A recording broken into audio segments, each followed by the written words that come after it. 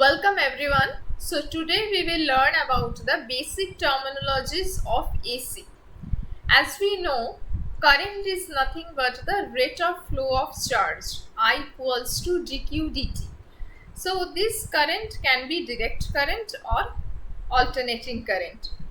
In direct current, the current will flow in one direction only, having a constant voltage. Okay, and in alternating current, this current it will change its direction many times in a second at regular intervals.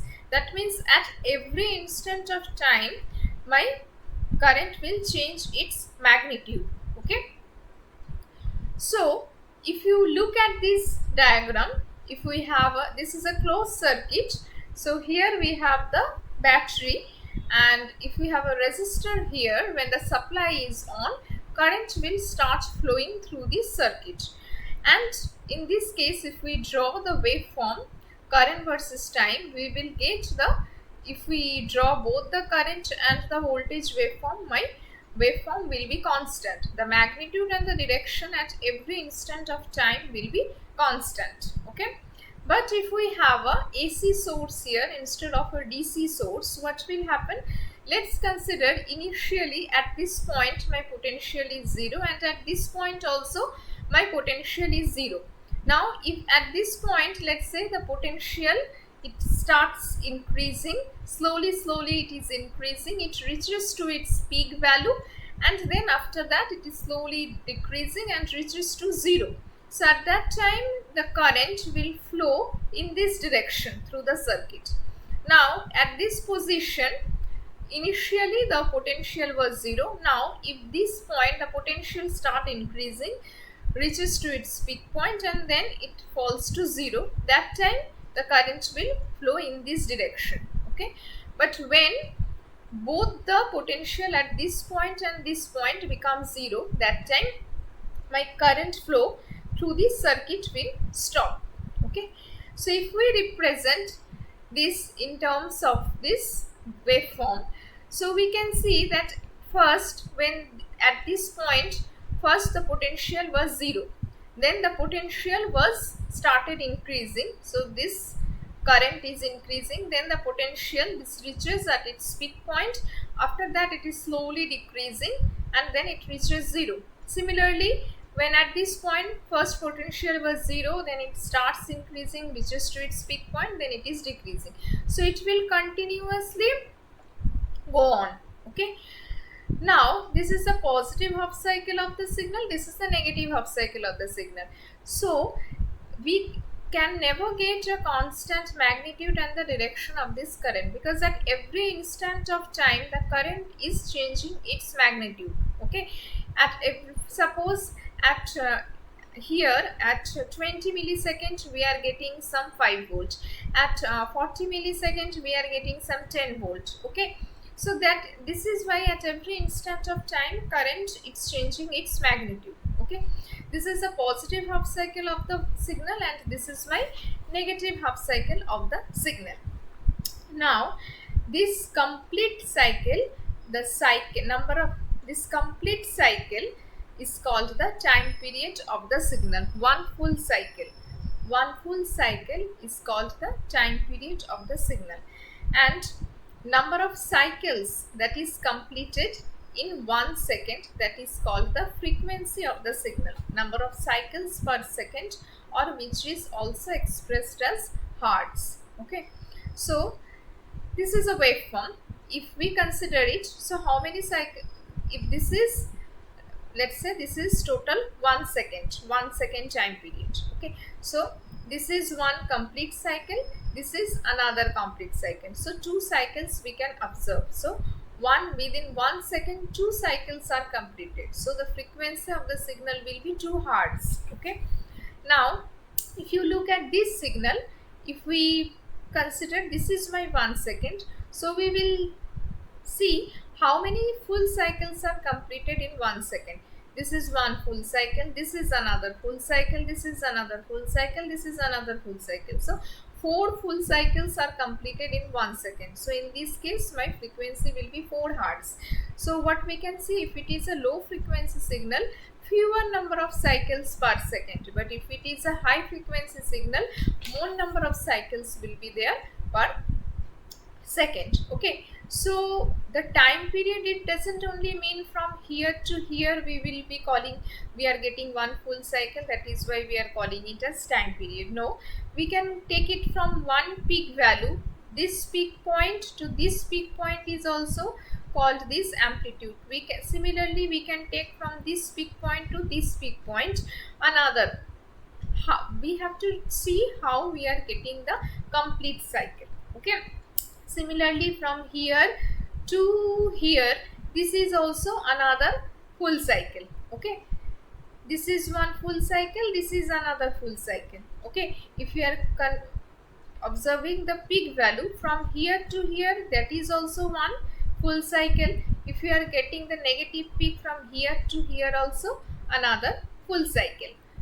Now what is the amplitude of an AC waveform? It is nothing but the height as depicted in the graph over time. So at every instant of time, the amplitude of this AC waveform is changing. So at this point, we can observe we are getting the peak amplitude of this signal.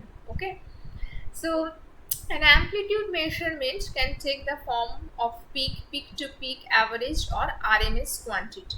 Okay, what is instantaneous value? Value of alternating quantity at a particular instant of time. At any instant of time, suppose this 20 millisecond, my value is 2 volt. Okay, at 30 millisecond value is 4 volt. So that is the instantaneous value of the AC waveform. What is peak amplitude? It is the height of an AC waveform as measured from the 0 mark to the highest positive or lowest negative point on a graph, also known as the crest amplitude of a wave. So for this waveform, what is my peak amplitude? It is said it is measured from the 0 mark to the highest positive point. So here this is my peak amplitude 10 volt, or from 0 mark to the lowest positive point. Okay, so peak amplitude is 10 volt. Okay, now what is the peak to peak amplitude? The total height of an AC waveform as measured from maximum positive to maximum negative peaks on a graph, often abbreviated as PP. So from here to here, from here to here, this entire thing is my peak to peak amplitude, from this point to this point. So this is total peak to peak amplitude for this signal will be 16 volt. Okay, now what is the average value? Average value of an AC waveform is averaging all the instantaneous value of its wave over a period of the half cycle. So when we are taking the average, either take the all the amplitude in the positive half cycle or all the amplitude in the negative half cycle.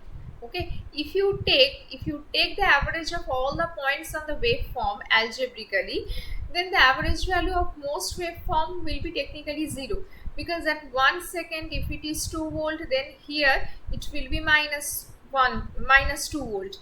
Then here at 2 millisecond, sorry, this is 1 millisecond, this is 2 millisecond. If you are getting some 4 volt, this will be minus 4 volt. So if you take the average for the full cycle, you will get 0, because all the positive points will cancel out the negative points over a full cycle. So as a practical measure of a waveform's aggregate value, average is usually defined as a mathematical mean of all points. That means absolute value over a cycle. Okay, so for a, what is the average value for a half cycle? Voltage, in terms of voltage, it is 0.627 into Vp. Vp is the peak value. Okay, and what is the average value of the current in the half cycle? It is 0.627 into Ip. Okay, Ip is the peak value of the current. Okay, now for practical average of points, all values we will assume it as positive. Now see, if we want to calculate the power it is easy to calculate in a DC circuit, because in DC circuit at any instant my voltage and current is constant. Okay, but in a AC circuit at every instant my voltage and current it is changing. So which value to consider to calculate the power in AC circuit? Let us consider this is my DC supply. From the supply we were getting the current I, which is lighting up the bulb, and this R is the resistance of the bulb. Okay, so what we can write, IDC equals to VDC by R. That is my equation number 1. Then from here we can write VDC equals to IDC into R. That is my equation number 2. And the power in this DC circuit is VDC into IDC. That is my equation number 3.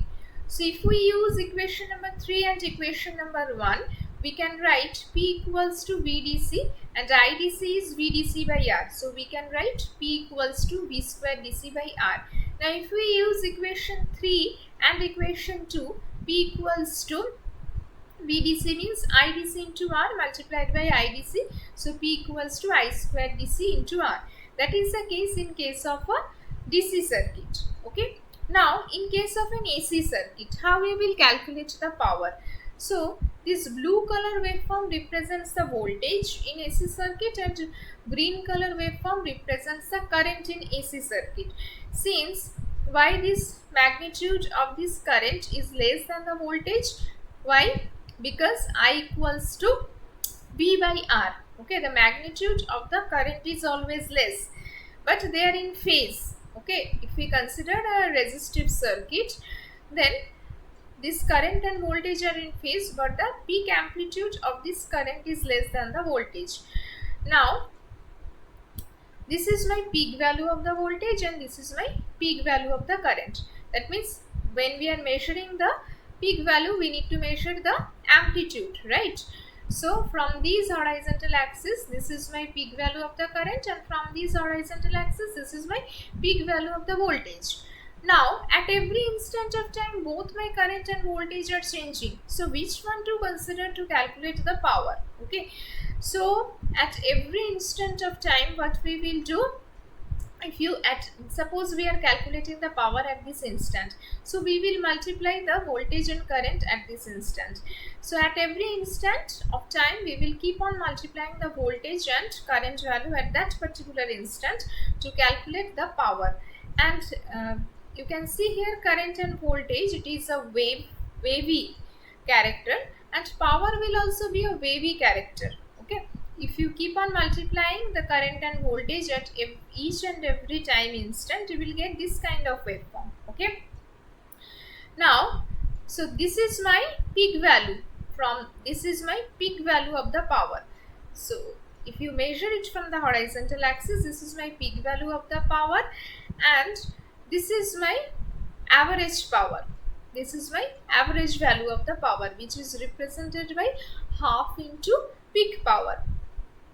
Half into peak power. Okay, now this power is always you can see it is always in the positive direction. Okay, now what is my peak power? We can also represent it as P equals to VI, right? So we can also represent it as peak voltage into peak current. Okay, now see, in an AC circuit, even though the voltage and the current, they are continuously changing, this at any instant of time, as per the Ohm's law, the ratio of V peak to I peak, it will be equals to this R. Okay, the resistance of the bulb. Okay, so from the previous slide, what we got, P average equals to half into P peak, and P peak equals to V peak into I peak. Okay, now so if we write down all the equations, these two equations that we got from the AC circuit, and these are all the equations. These three equations are valid for the AC circuit. Okay, in AC circuit we represent the power in terms of this peak value. Okay, so if you use equation number 2 and 3 to calculate the peak power peak power equals to V peak into I peak means V peak by R. So it is V square peak by R. And if you use equation number 1, so let it be equation number 4 now. This equation let's name it as equation number 4. So if you compare equation number 1 and equation number 4, P average will be half into V peak, half into P peak. Okay, P peak what we got? V square peak by R divided by 2. So we are getting P average equals to V square peak by 2R. Okay, so now we will write down all the equations that we have received so far. Now equation number 1, 2, 3, 4, that's the 4 equations that we got so far. Now if we compare equation number 2 and 3, P peak equals to V peak means I peak into R multiplied by I peak. So P peak equals to I square peak into R. Let's name it this equation as equation number 5. Now compare equation number 1 and equation number 5. So P average will be equals to this, at the place of P peak we will put I square peak into R divided by 2. Okay, so in case of this DC supply, we have seen how to calculate the power. This was a formula, P equals to V square DC by R and P equals to I square DC by R. Okay, and in AC circuit it is represented in terms of the peak form of the voltage or peak form of the current. So P average in case of AC circuit is V square peak by 2R and this I square peak by R. Now if we equate this equation number 1 in the DC circuit with this equation number 3 in AC circuit, then you will get VDC will be V peak by root 2. And if you equate this power equation in DC circuit, that is equation number 2, with this power equation in AC circuit, which is my equation number 4, we will get IDC equals to I peak by root 2. Okay, now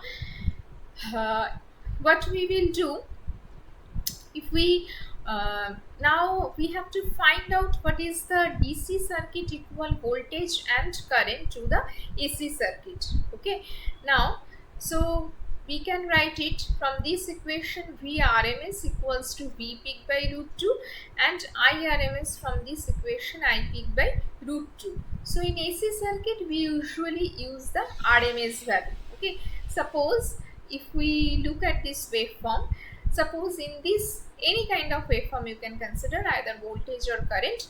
If I am considering the voltage waveform, blue color waveform, let's say at every instant, if you divide this positive half cycle at 10 instant, let's say at every instant I am getting some voltage. At first instant V1, second instant V2, like that V10 I am getting. Okay, so how will you get the RMS value? First you do the square of all these instantaneous value. So it will be V1 square plus V2 square plus V3 square up to V10 square. Then you take the mean or average of that instantaneous value, square of that instantaneous value. So it will be V1 square plus V2 square plus V3 square plus V10 plus V10 square divided by, if we have divided it into 10 intervals, divided by 10.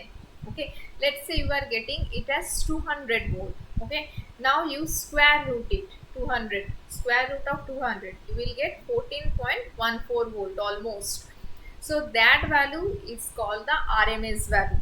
So these RMS value in AC equals to your this 14.14 volt RMS value in AC will be equals to your DC value. Okay, now when you want to calculate the power in the AC source, you always have to fix the RMS value. Suppose in your AC source the RMS value is 10 volt and the current through the circuit is flowing as 2 amps. So what will be the power? It will be 10 multiplied by 2 or 20 volt. Okay.